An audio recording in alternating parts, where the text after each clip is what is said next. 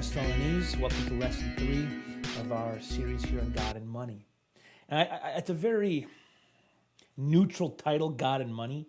I should have called this study From Poverty to Stability. I grew up in poverty here in America. I grew up on the east side of Flint. I grew up in trailer parks a lot of my early life, place to place to place. Then grew up on the east side. Finally, we rented a house out there. It was a very rough area. It was a very run-down neighborhood we lived in. And this was the world I knew. And how do you move from poverty, out of poverty? Because I'm not I'm not on food stamps anymore. I'm not on welfare anymore. And there was a journey I went on. And that journey took me into God's word in a lot of ways. And I wanted to know, how do I think about money? How do I treat money? How do I spend money? How can God's word guide me into a lifestyle that is different than those of my fellow Americans? Because here's the thing. Poor people and lower middle class people and middle class people, even upper middle class people, there are some American things that get into us early on that keep us unstable and keep us living hand to mouth. And so we did 2 lessons already. The first 2 lessons were primarily practices and attitude. Lesson 1 was work hard. And that's been a part of my life since I was a young boy. I was 12 years old. I wanted to get a job so bad. I've worked my whole life trying to have some money in my hand to help my family and to have money to buy lunch at school, stuff like that. Work hard. Lesson 2, be content. That's a big one because we live in a society that tells us don't be content. And we chase that golden spoon, and we just everything we get and resources we have, we pour into trying to fill that discontentment. So I say be content with what God has given you. But now we're getting into the nitty-gritty of actual financial practices. And one of the passages in the scripture that taught me the most about money, we'll be here for 2 weeks, is Luke chapter 14. Luke 14, verse 28 reads as follows. Luke 14, verse 28 says this. For which of you, desiring to build a tower, does not first sit down and count the cost, whether he has enough to complete it? Otherwise, when he has laid a foundation and is not able to finish, all who see it will begin to mock him, saying, this man began to build and was not able to finish. Or what king, going out to encounter another king in war, will not sit down first and deliberate whether he is able with 10,000 to meet him who comes against him with 20,000? And if not, while the other is yet a great way off, he sends a delegation and asks for terms of peace. So there any one of you who does not renounce all that he has cannot be my disciple. Now this comes in the context of discipleship. Christ is talking about what it means to be his disciple. And he's going to use these metaphors of building a house and of a king going to war. Talk about discipleship. Talk about, honestly, the theme of the passage is counting the cost.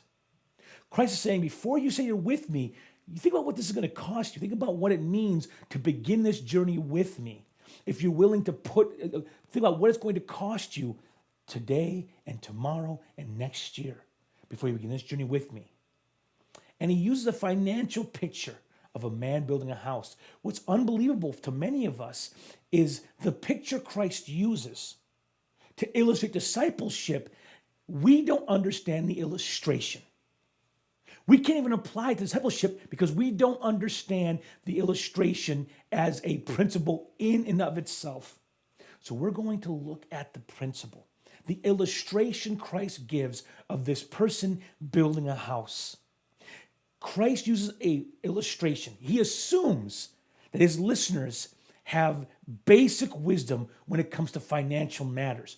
And he's using that to build upon an idea of discipleship. But most of us, especially those of us who have grown up poor, have grown up with need, with lack, we have never learned this very basic principle of counting the cost. What does it mean to count the cost? The count the cost says this: for which of you desiring to build a tower does not first sit down and count the cost, whether he has enough to complete it. All this idea of counting the cost is really simply making a budget. Today's lesson is all about creating a budget. To count the cost is to create a budget. And the first thing in making a budget is this: how much do you make? How much do you earn? How much comes in a given month for you? Now, this answer is different for every one of you. Now, making a budget, when my wife and I first got married, I had never done a budget before in my life. I had lived my life check to check, doing my thing, hoping there'd be enough there when I needed it. That's how I lived my life. The thing about that is I was unprepared for many challenges that came. As a young college guy, it was one thing. But what occurred was, as I got married, there's now two of us with financial needs. Working in a church in the suburbs, it was crazy how every year people would come forward and say, man, we need money for Christmas gifts, or we need clothes for the school year. Or we had people come all the time would say, Pastor, I work during the summer, I don't work during the winter, and we don't have enough money to pay our gas bill. And I'm like, dude, you get laid off every single winter. This is not new. The first thing you got to do is count the cost. How much do I make? You got to know how much is coming into your hand. How much money do I have to work with? What is my budget?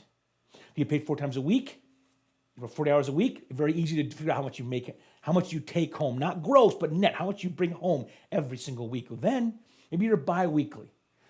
Assume you have 2 checks a given month. I get paid in the 5th and the 22nd, whatever you get paid. Maybe you're once a month. That's a tougher thing. We got to figure out, I make this much money. I make this much money. Maybe you're feast and famine. Maybe you make crazy amounts of money in the summer and like no money in the winter. Then you have to do your budget maybe on a yearly scale versus a monthly scale or a weekly scale. But the fact of the matter is you got to know what comes in a given month for us, for our family unit. If it's one of you, if it's 2 of you, if it's 4 of you, whatever you happen to have going on, what do you make? How much do we have? How much resources are available to us? That's the first question. The next question is, how much do you need? The thing that Jesus says about this guy says, for which of you desiring to build a tower does not first sit down and count the cost, whether he has enough to complete it. So you know how much you got. Now you got to know how much does it cost to build this thing? How much does it cost so you can live our life? You got to sit down and doing your budget. You got to just add up all your monthly bills. Electric, gas, water and sewer.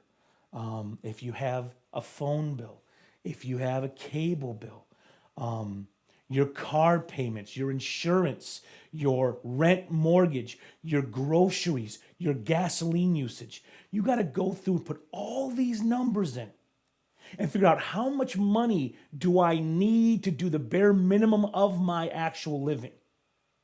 Now this, you got to be honest. Because you got to, you got to figure out how much do I spend on gas? Am I spending 1 tank a week, 2 tanks a week? You got to figure out your monthly actual bills. Now there's a lot of banks will have the ability to track your gas usage for the last 6 months in whether your Chase Bank or Huntington Bank, whatever bank you are using. You go through and see how much money do we need for gas? How much money are we spending on groceries? How much are we spending on food? We're spending on coffee, and you figure out what your budget is. And there's how much I need, but there's also how much am I spending. So there's how much I need, but also how much am I spending. I remember I did my first budget. I'll get that in a little bit. So how much do I have? I got X.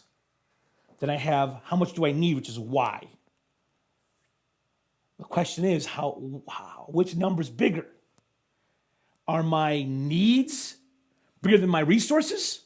Because then I'm in real trouble. That means I'm actually spending more than I'm making. And that's really, really a bad place to be.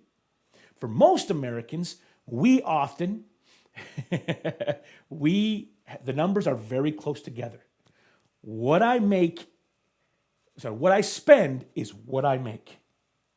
This is called living hand to mouth, which is what most poor, and I would say that's the poverty mindset, is living hand to mouth.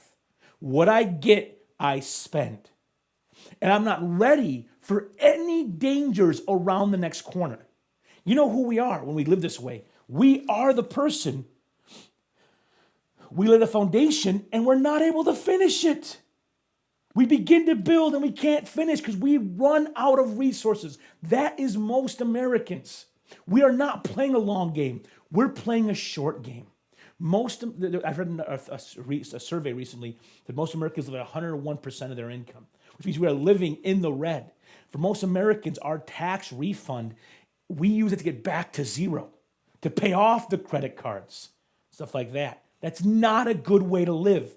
What you want to do when you count the costs, when you create a budget. So the first thing you got to figure out, with your spouse, with your parents, you sit down and hash out, how much do I make? How much do I spend? How much do I need?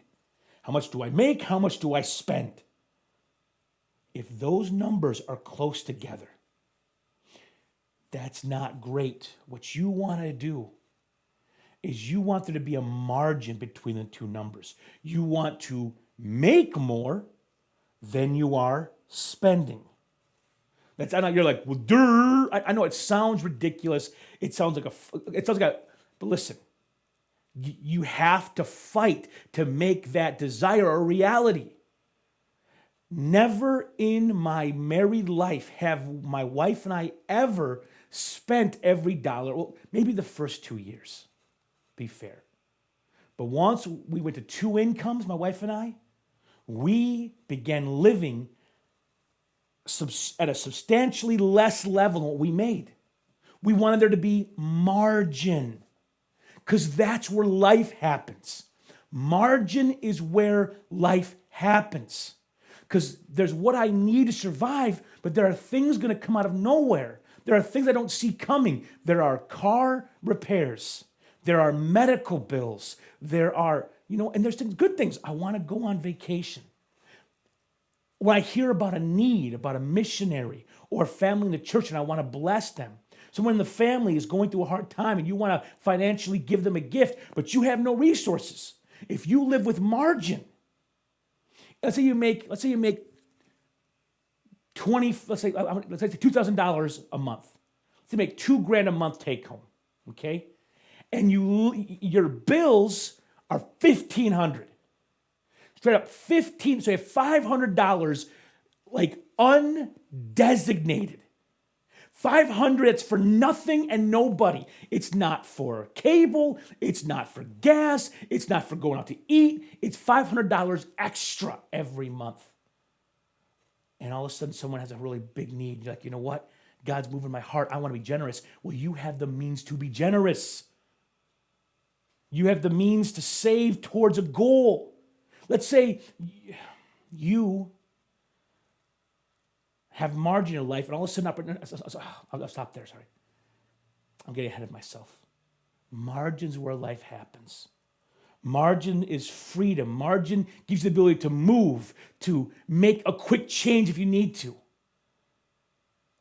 Now, there's 2 things to do. If most of us live hand to mouth, we live at the exact place. What I make is what I spend, and there's little room for movement.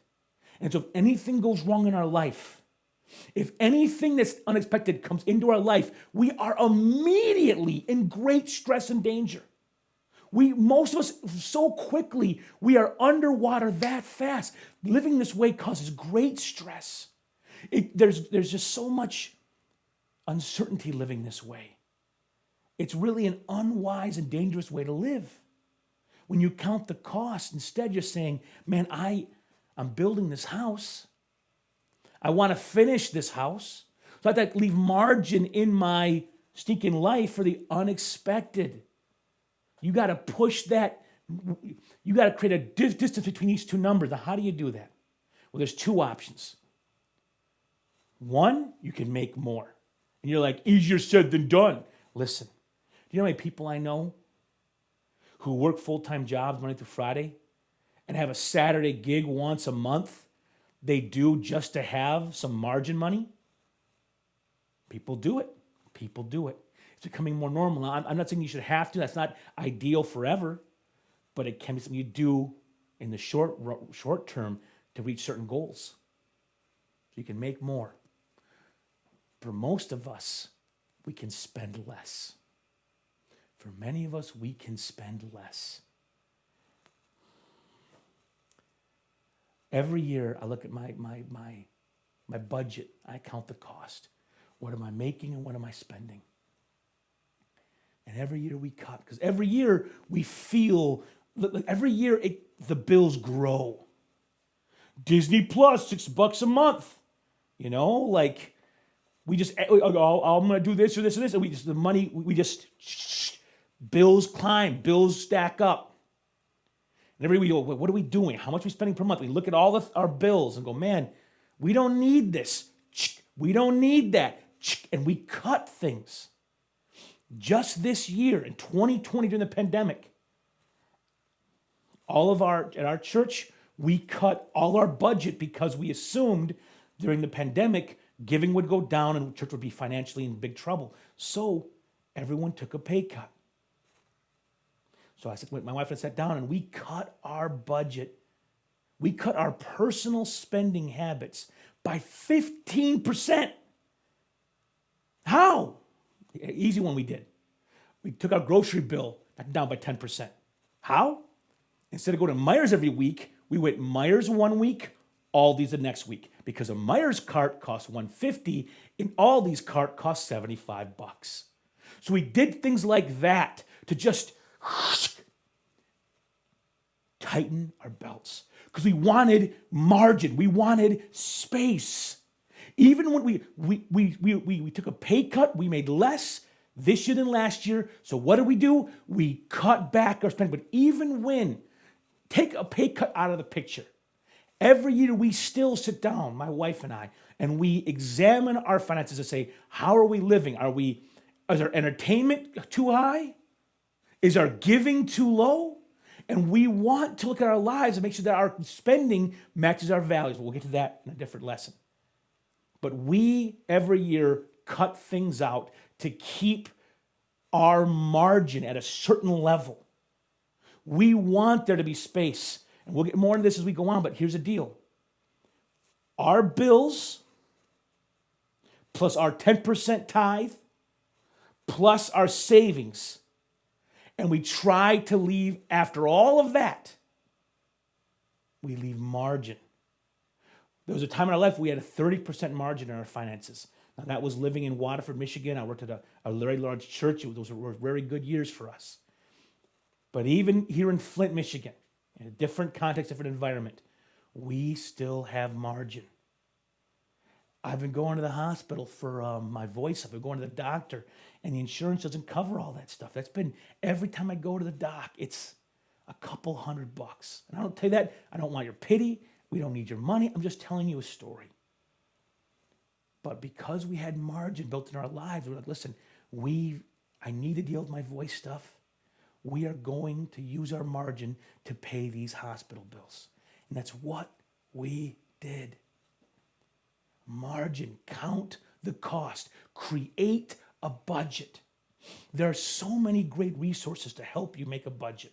There's free budget forms online to print off. We will include a few in the links under this YouTube video. My goal for you this week is very simple. Make a budget. How much do you make? How much do you spend? What's the difference? What's in between? And listen, when you first do this, you do all your bills. I remember I first did my budget. I made X. I spent Y. I should have had like $200 extra every month that was just for like margin money. And every month, end of the month, I never have $200. I'm like, where's the money going? So I got a finance tracker that would just, whenever I used my debit card, it would tell me what I was spending. Turned out, I didn't know it. I was living in Waterford, and me and the staff would go out to lunch almost every day. So Tuesday through Friday, I'm going to lunch with the guys. Turned out, I was spending about $180 eating out every single month. I didn't even know it. So there were bills in my life I didn't realize were happening. Isn't that a big number? But I've helped people do their budget. I had a couple wants to do their budget, and they were like, we should have $400 extra every month. And we were trying to find it. Where's this money going? It turned out they were both smokers, and they both smoked multiple packs a day. And that $400 a month was all in smoking. So it's like, what do I make? What do I actually spend? So my bills and all that other stuff that I spend money on, for real, the real stuff. All the subscriptions, all that.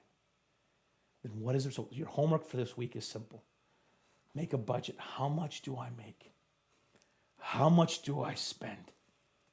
And what is left over? What is left over?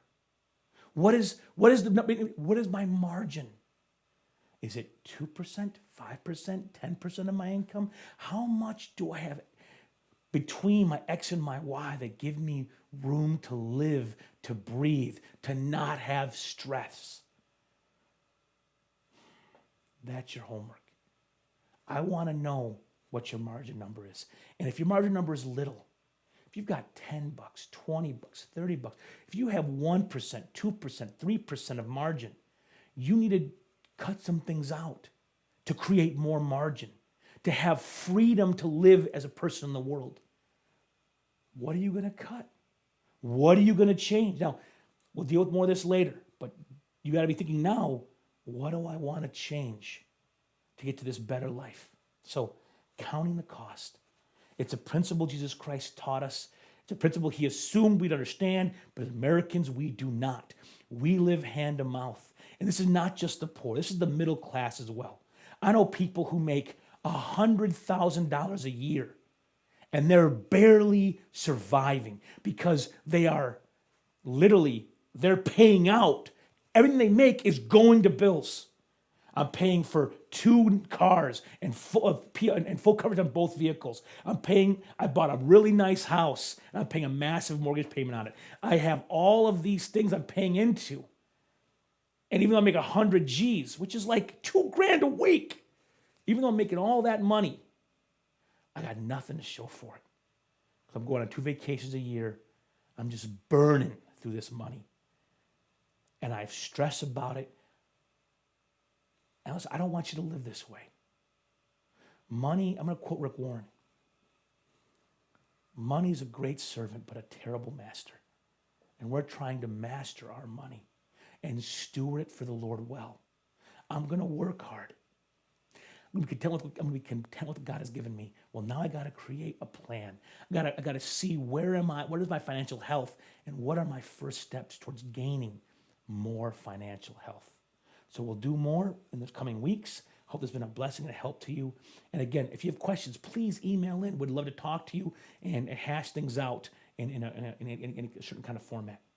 So God bless you. Have a wonderful, wonderful week.